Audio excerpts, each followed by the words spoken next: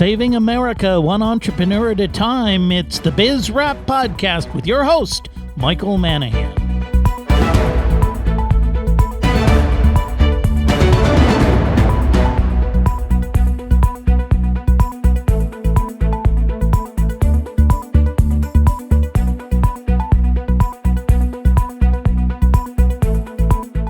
The show that celebrates small business and entrepreneurs, it's Biz Wrap Radio with your host, small businessman, educator, and author, Michael Manahan.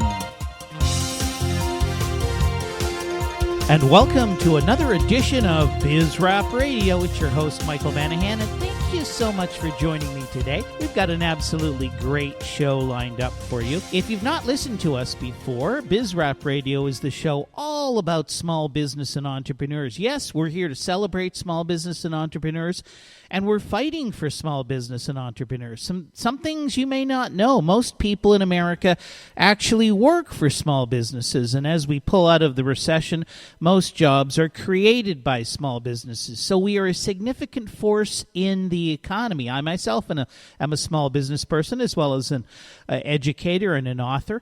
But, it seems everybody's got their gun sights lined up on small business. When the economy suffers, is the government bailing out small businesses? No, they're bailing out Wall Street, the fat cats on Wall Street and General Motors. Every day the government increases the number of rules and regulations that you and I have to comply with as small business people. The costs of doing business continue to go up and up. And let's say you want some money for your business to expand it. Well, you're not going to get it from the banks. They're forcing you to go use your credit cards and pay 25% interest to get funding for your business. And it used to be, of course, in America, we had a vibrant market for small securities. The government has done everything in its power to strangle the flow of capital to small businesses, but that's okay. We're still here. We're still fighting. We're still helping America grow. We have had some absolutely fabulous guests on the show. We've had people who can help small businesses in everything from marketing to legal issues to funding, raising capital, social media. And we've also had a number of entrepreneurs on the show, people who are trying to start businesses or who are actively running businesses. And I'm talking about real everyday entrepreneurs. I watch these shows on, CNN and Fox Business and other shows like that, and they don't have everyday folks on those shows. If they interview an entrepreneur, it's got to be, like Zuckerberg, who started Facebook, some multi-billionaire. Well, those people are few and far between. Most entrepreneurs, if they're successful, they operate a modest business. They make a reasonable income. But they don't seem to get much attention. But that's what this show is all about. We want to give those people all the attention we can. And one of the things I love about entrepreneurs is a lot of them wear what I call dual hats. And I'm a perfect example of that. I do my radio show, which I love to do. I have my consulting business. I help small businesses and entrepreneurs in financial advisory and fundraising and business plans and those types of things. And I also teach accounting and finance at California State University, Dominguez Hills. A big shout out for Dominguez Hills. Go Toros. And what I find is a lot of entrepreneurs out there who are wearing dual hats. They may have a main occupation, but then they will be doing something in addition to that because they have a passion for that. And sometimes their main occupation actually falls by the wayside. They end up giving that up and focusing on their passion. Sometimes they do both. Depends whether or not they're making money with their passion. But I've got a gentleman on the line with me today who's doing exactly that. He is a practicing business law attorney, but he also does a sports blog called Chabdog. And I've got Brandon Chabner on the line with me. Brandon, welcome to the show. Oh, hi, Mike. Thanks a lot for having me on. Well, this is you're just the perfect example of the kind of person I was talking about. You've got a career as an attorney, a business attorney, and I'm sure you do very well at that. We all know that the attorneys are out there just raking in the dough like the gardener rakes up the leaves on the weekend. But in addition to that, you said, hey, I want to do something else, and you have this blog, sports blog, called Chabdog. Tell us a little bit about that. Yeah, it's Chabdog's an outgrowth of some accumulated posting experience that I had starting, it was probably 3 or 4 years ago. Always followed professional sports and college sports really closely, and I noticed that my friends liked some of my posts and thought they were pretty witty, funny, whatever, and perhaps more importantly, or as important, I get a big kick out of doing it. I love doing it. I love watching sports, and so about a year and a half ago, I started thinking about doing a blog. Some people encouraged me, and it's just kind of evolved from there into a I got hooked up with a web blog designer who got me involved with using WordPress, which is a great format, and so I've been doing it for about 9-10 months with the WordPress site, and it's really a lot of fun for me, and I'm trying to turn it into a business. That sounds absolutely great and very interesting. So, just before we get into it too deeply, what's the actual web address? Where can somebody go to actually visit your blog or read your blog? All you have to do is go to www.chabdog.com, and that'll get you right to the blog. And there's also a companion Facebook site. If you go into Facebook and type Chabdog in the search bar, you'll find the Chabdog.com Facebook page, and I use them both. But the blog is, what I'm really trying to grow. But the Facebook page is a great tool and a great way. It works hand in hand with the blog. Gotcha. Now, where did that name Chabdog actually come from? How did you come up with that? Yeah, that's something that I got pinned with when I was in law school. My best friend from law school and best man at my wedding, he decided to start calling me that on the golf course, I guess because he thought I was barking a lot on the golf course and frustrated with my game. And then it kind of stuck with him, and then I thought about it as I was trying to come up with a name for this, and what do dogs do? They bark, and that's what I do at night, and then when I can during the day when I'm commenting on my sports observations. So there you have it.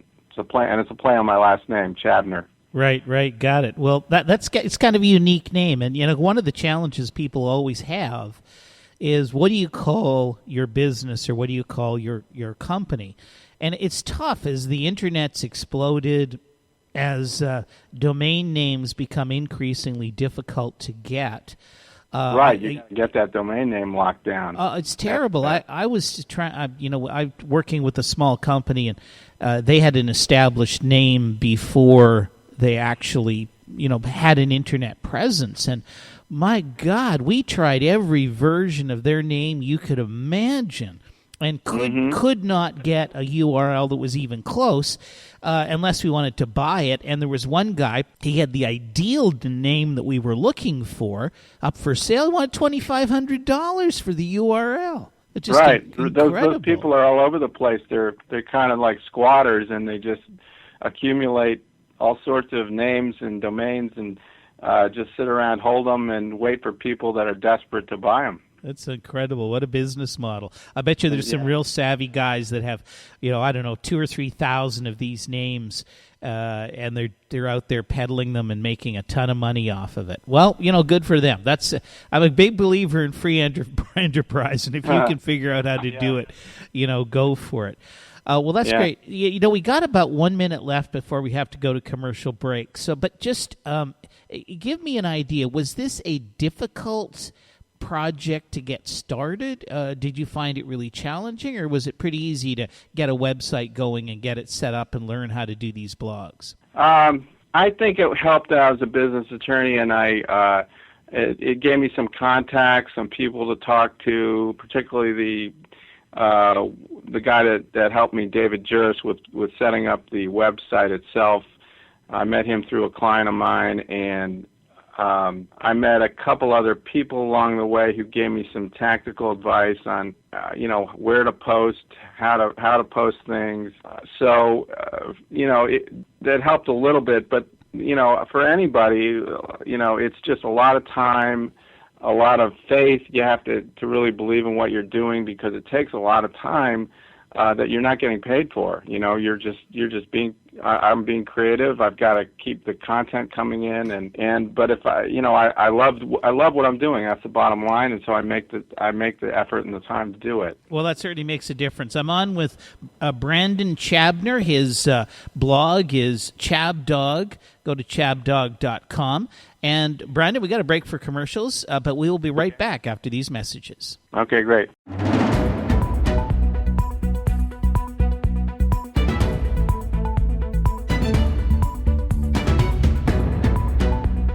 And welcome back to Biz Rap Radio. It's your host, Mike Manahan, and thanks for joining us or for sticking with us. If you just joined us, we are, of course, the show all about small business and entrepreneurs. And we are talking to Brandon Chabner. And Brandon is practicing a business attorney, but in addition to that, he's following his passions. He has started a sports blog. It's called Chabdog. You can go to chabdog.com. Now, Brandon, I've got a question for you. Why would somebody want to come to your particular blog as opposed to, I don't know, just getting their sports information on ESPN or any one of those sports channels? Yeah.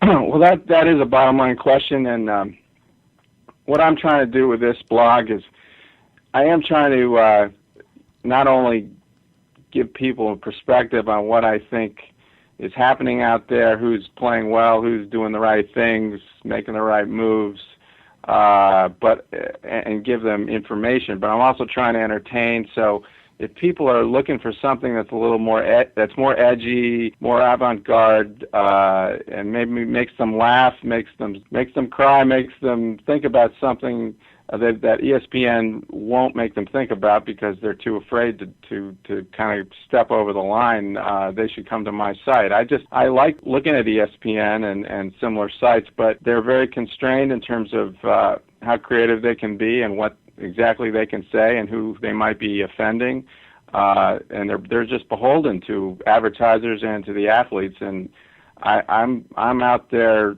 I'm out there trying to tell it more the way I think it is, and trying to entertain. So it's just, I think, nice entertainment, and some people will probably want to look at it over and over again just because I go places they don't. Well, that to me sounds like it's just a great kind of model, because I'm an average sports fan, but I do listen to sports from time to time, and I'll tell you, the commentators drive me absolutely crazy. I find their conversations lacking substance. I find when they interview people, they ask the most ridiculous questions, and it seems to me I would take a different approach if I was in their shoes. But you may be right; they may be constrained by networks and protocol and things where you're not. You can pretty much do what you want. It's your show. Yeah, people want to keep their jobs, and they don't want to rock the boat. Particularly a lot of these interviewers. If you go listen to watch a game on what's happening on the sidelines, the questions that are asked by the sideline interviewers, they're so plain vanilla. They're repetitive. It just gets boring. Even the people on talk radio, most of them constantly hedging everything they say because they don't want to upset anybody. And I wish people would have more willingness to stick their neck out and tell us how they feel. And we have a little, we have our own twist on our blog with the dog motif, which I think dog lovers like. I profile a dog every month as a Chab Dog of the Month. Actually, this month I'm doing a cat. A good friend of the supporter of our blog has a cat, and I decided in honor of March Madness to do something a little crazy and put a cat on there.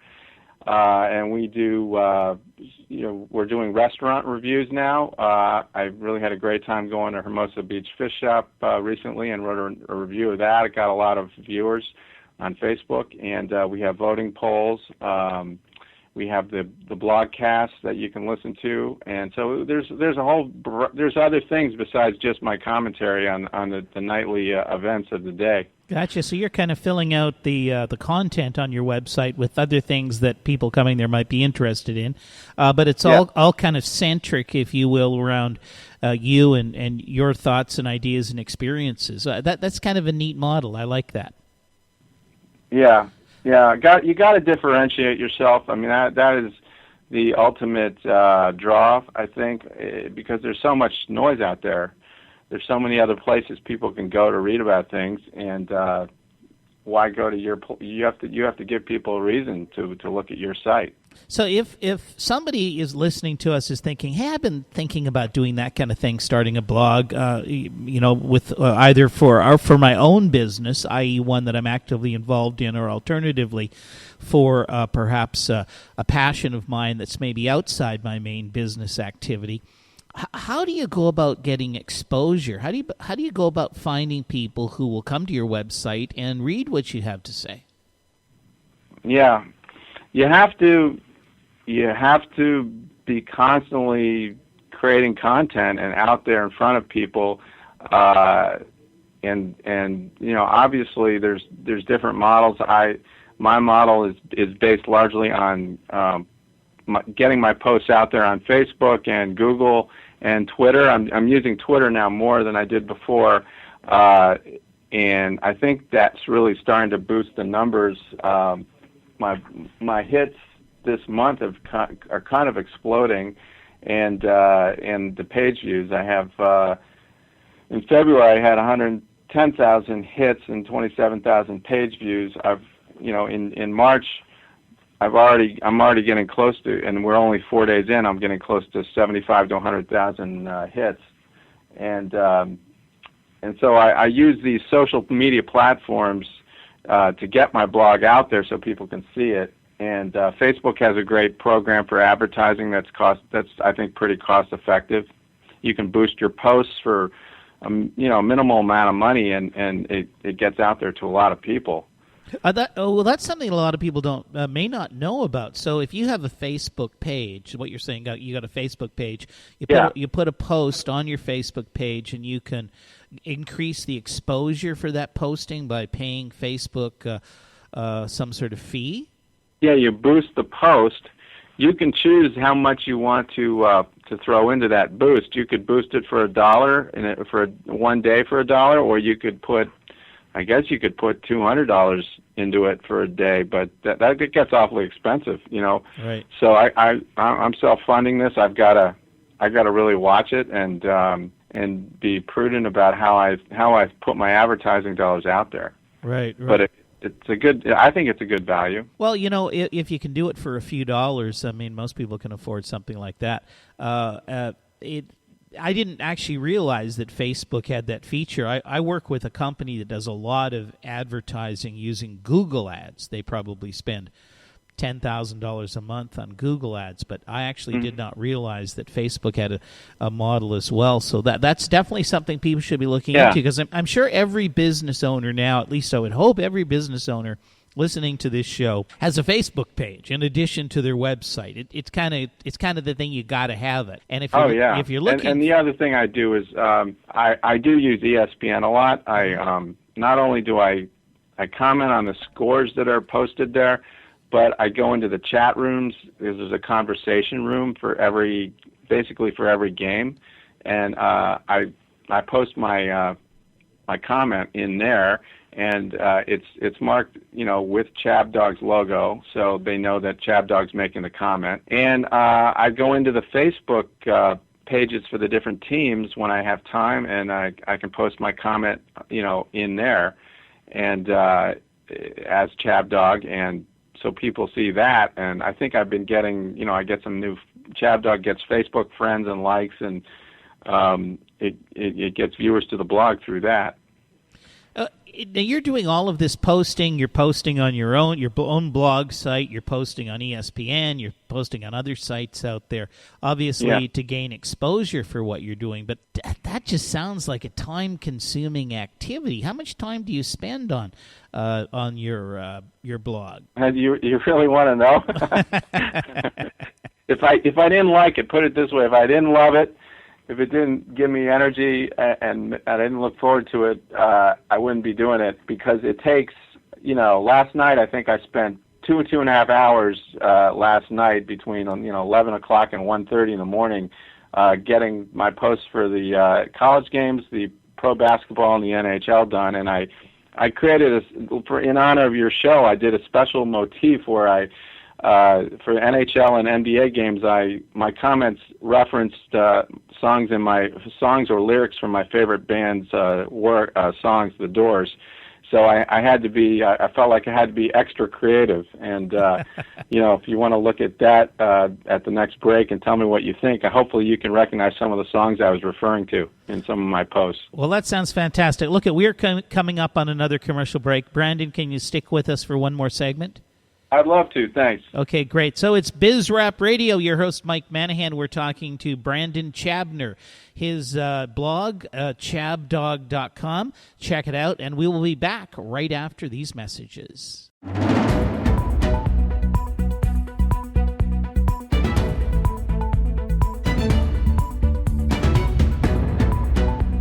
And welcome back to Biz Rap Radio. It's your host, Michael Manahan, and, of course, we're the show all about small business and entrepreneurs.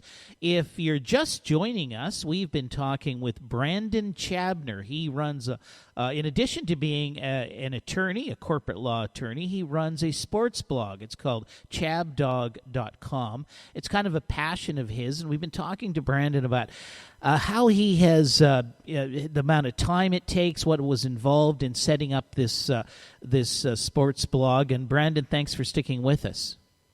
Oh, sure. It's my pleasure. I had a great time. Now, you were just mentioning that you actually spend a lot of time working on this particular blog. At some point in time, I'm sure you're thinking that this needs to, I mean, it's great to do stuff for free and follow your passions, but it's also nice to make money. So at some point, I'm figuring you're going to try and make some money off of this. Have you thought about the revenue model and what that might look like?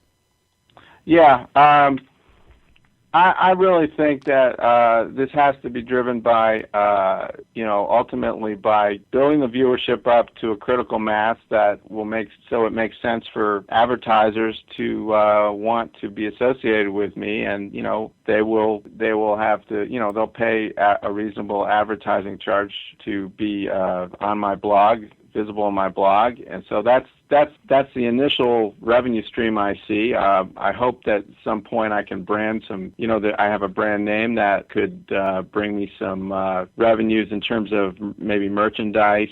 I love the logo that was created with my friend. I have a friend who helped me with that, Steve McGinn, and he put together, I think, a pretty catchy Chabdog logo, which you'll see on the Facebook page, which it's a bulldog that kind of looks like me, and with his paw on a law book, and so those two things. I don't envision charging people to subscribe to my site or anything, because I want to build my viewership up, and so that's not really what I'm thinking about doing right now. But those are areas, and I really do love broadcast. I love being on the air also, and if there's some way that at some point down the line I can be more involved as a talk show person, that's something I got in the back of my mind also. Are you doing a podcast right now on your show or on your website? Yeah, I do.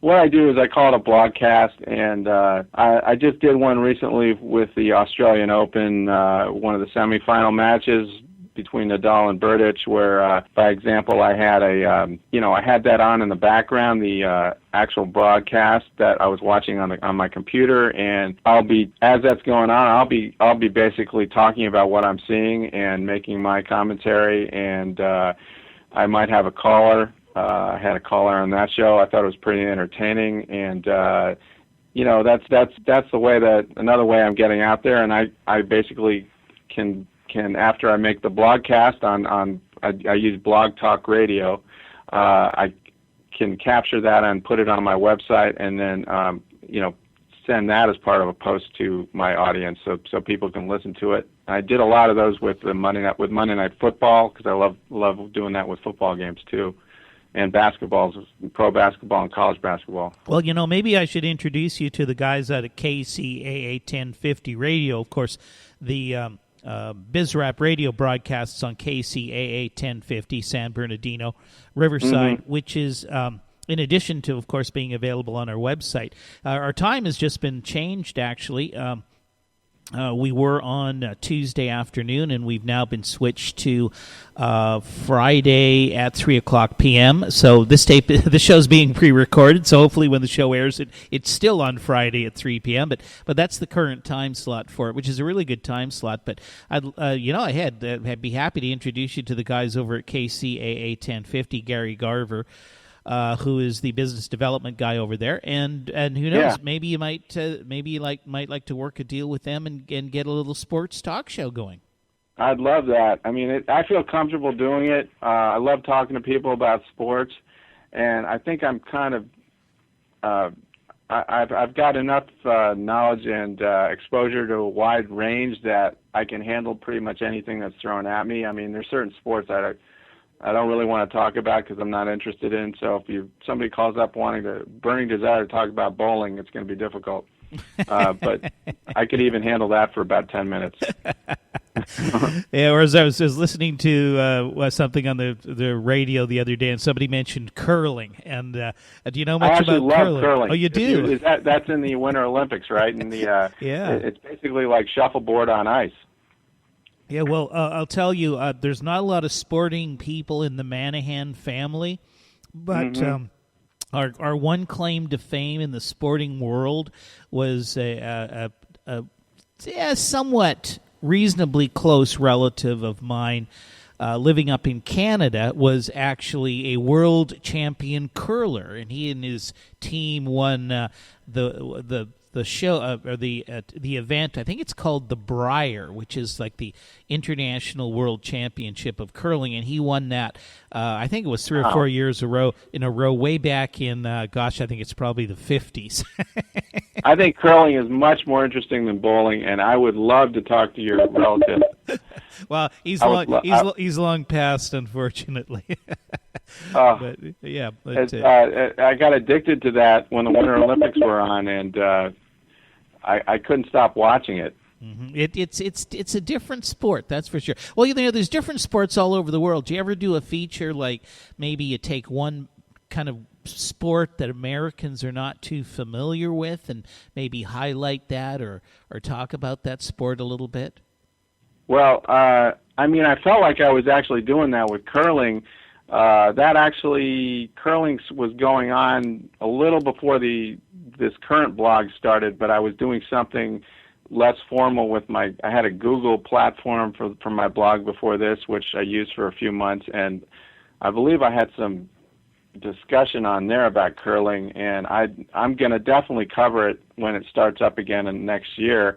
Because it actually would be a great thing to blogcast because there's so much strategy involved. Well, look, we've only got a couple of minutes left here. I know you're all excited and enthused about your sports blog, but you also are a practicing attorney, business law attorney. Why don't you just give your contact information? Where could somebody go if they've got a business law issue they might like to talk to you about? Oh, thank you. Yeah, it's go to chabnerlaw.com, www.chabnerlaw.com, and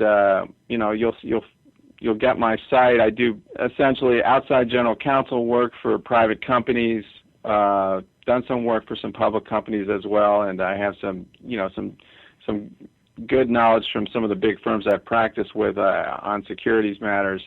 But my bread and butter is essentially being the right-hand man for different different CEOs, CFOs of companies who need a lawyer that has a wide range of contract law drafting and negotiation experience, as well as structuring M&A transactions and different types of things that companies that come up from time to time, and setting up companies, things like that. Okay, well, that's great. So there you have it. You can contact Brandon if you're interested in his law practice, chabnerlaw.com, or, and most definitely go check out chabdog.com, chabdog.com. That's Brandon's sports blog, and it sounds really exciting. Brandon, thank you so much for being with us. I've really enjoyed having you on the show today. Well, thank you very much. You have a great show, and I'm gonna be a listener myself. Well, I appreciate that.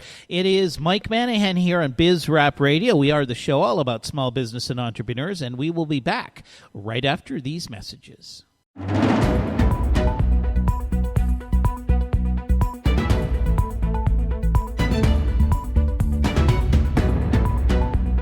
And welcome back to Biz Rap Radio. It's your host, Michael Manahan, and thank you so much for sticking with me today. By the way, if you just joined the show, that was Brandon Chabner we were speaking with. And, I recorded actually this interview with Brandon a few weeks back, and since that time, Brandon has really taken the bull by the horns, because now Brandon actually has his own show right here on KCAA 1050. Brandon's show is every Monday at 4 p.m. He's the Chab Dog. It's a show all about sports, and coming on my show, and I recorded this interview a number of weeks back. Brandon got so excited, he said, I've got this passion for sports, or talking about sports. I think I've got a little bit of a different twist on it, a little bit of a different idea on how a sports show should work, and so therefore he said, I'm going to give it a shot, and lo and behold, he is now on KCAA 1050 every 4 o'clock p.m. on Mondays. You can catch the Chab Dog. Now let's talk a little bit more about small business. And I try not to get into politics too much on this show. It really is this show all about small business and entrepreneurs, and the objective is to help small business people do a better job of running their business and give them ideas and thoughts, things they can use in their small business, perhaps help them raise money if that's the goal, or improve their internet marketing, or deal with the complex labor laws, whatever it is. We're really here to help small business do a better job, and hopefully what you find we have on the show is interesting and entertaining. And of course, we also have people like Brandon Chabner, the Chab Dog, on, because he is an entrepreneur. And very interesting to hear entrepreneurial stories. And I particularly like to hear from everyday entrepreneurs. I watch those business shows, CNBC and MSNBC and Fox, and they have entrepreneurs on, but they're typically the mega entrepreneurs. And, that's not typical of the average entrepreneur. Yeah, there's the Elon Musks and the Bill Gates of the world, but there's a lot of entrepreneurs who are just successful, innovative people. They live in your neighborhood. They're not pretentious. They're not worth billions of dollars, but they're making a difference. They're making a difference in the business world. They're making a difference in their communities, and they're making a difference for the future of our country. But as I say, I don't really want to get into politics per se, but I have to do it just this once, because I read this article. I'm a member of LinkedIn. A lot of you business people are also members of LinkedIn, and that might be something we should have a discussion on one day. What is LinkedIn? How does it work? Is it useful? Is it not useful? What's the best ways of using LinkedIn to improve your business? And maybe I'll make a note of that. We'll see if we can do a show on LinkedIn one day. See if we can find an expert on LinkedIn who will come on and talk to us about that. But I got a link to an article on LinkedIn, and the article was titled 4 Ways to Jumpstart Small Business. And these 4 ways are suggested by none other than our very own Hillary Clinton. And, I read through these 4 ways of helping small business, jumpstarting small business, and they make a lot of sense. And I'll give them to you here. The first one is cutting the red tape that holds back small businesses and entrepreneurs. And Hillary says, it should not take longer to start a business in the U.S. than it does in Canada, Korea, or France. Well, that sounds like a great idea. Yes, we should make it easier to start small businesses. And then she goes on to say, expanding access to capital. Small business owners need access to financing and credit to build, grow, expand, and hire. That's also true. Yes, we do need access to capital, so that's another good idea.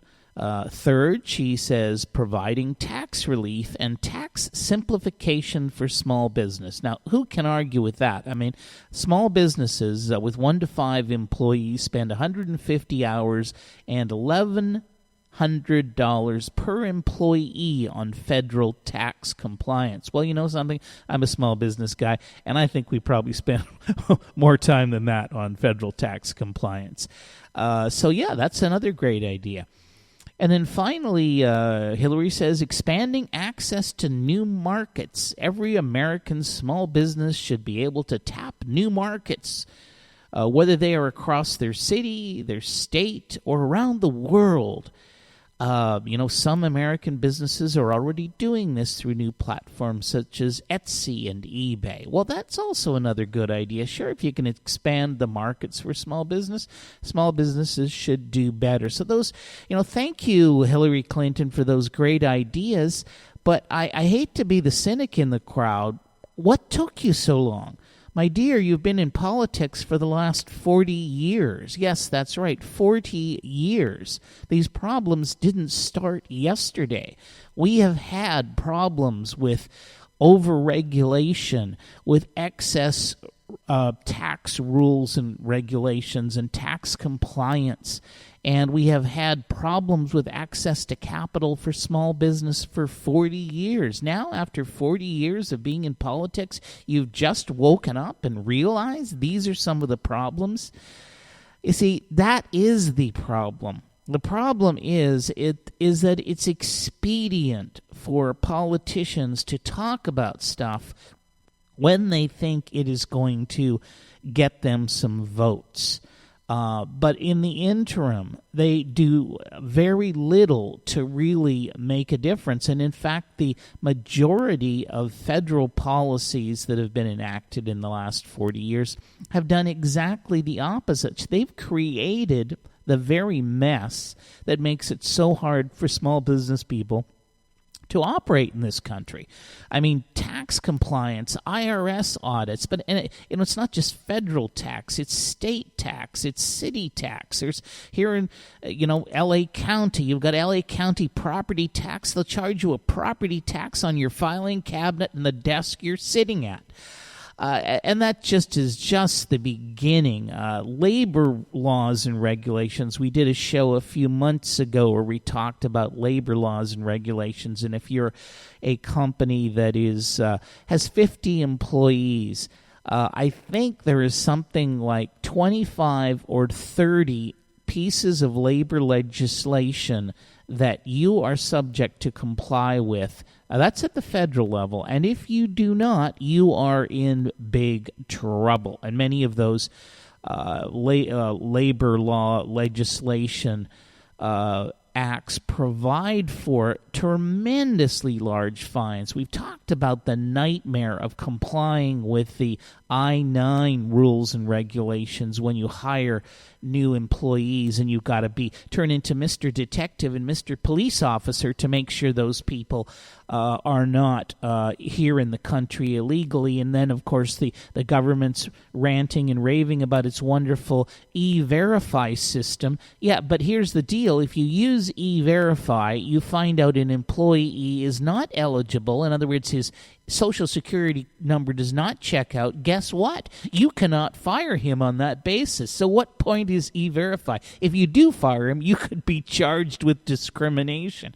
And never mind the capital markets. I mean, the government has done everything in its power to cram down the capital markets. The number of broker-dealers that help companies raise money has been slashed. I'm not sure of the exact number, but something around the neighborhood of 50, more than 50% of the broker-dealers in our country have disappeared in the last 20 years. I can remember back in the 90s, we could find a small broker-dealer who would raise a local business maybe $1 million on what was called a private placement memorandum. Well, those days are completely gone. And, of course, a few years ago, 2012 now, the government passed the Jobs Act, which was supposed to provide for crowdfunding, this great idea where you could go out and sell stock in small quantities to a large number of people, maybe a couple of $100, and you sell the stock, and it would allow people to get in on the next big thing, possibly, and it was a great idea, but here we are in 2015. That still has not come into effect. We still do not have a system for crowdfunding for the sale of stock. Yes, you can do the fundraising crowdfunding, but you cannot do it for the sale of stock.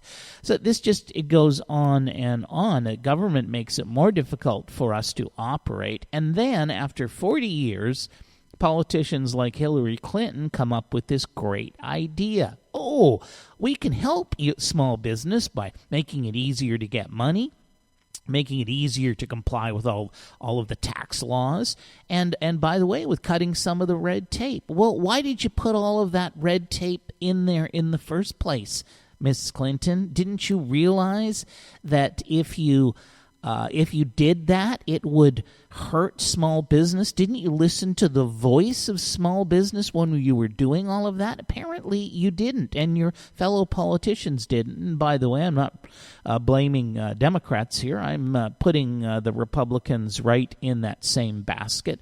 While at the same time they're bailing out the fat cats on Wall Street, subsidizing big corporations left, right, and center, they're hanging the small businesses in this country out to dry, and it just, to me, is an absolute travesty. We can create lots of jobs in the United States. Small business is ready and prepared to do that, but get out of our way, give us a free rein, and we will deliver. You're listening to Biz Rap Radio. This is your host, Michael Manahan.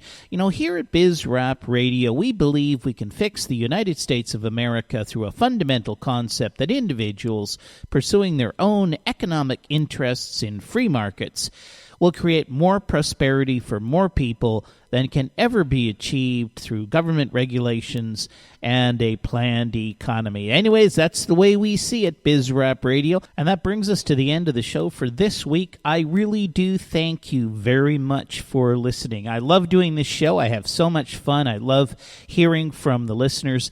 But that's it. Our time is up. It's Mike Manahan, Biz Rap Radio. Join us again next week.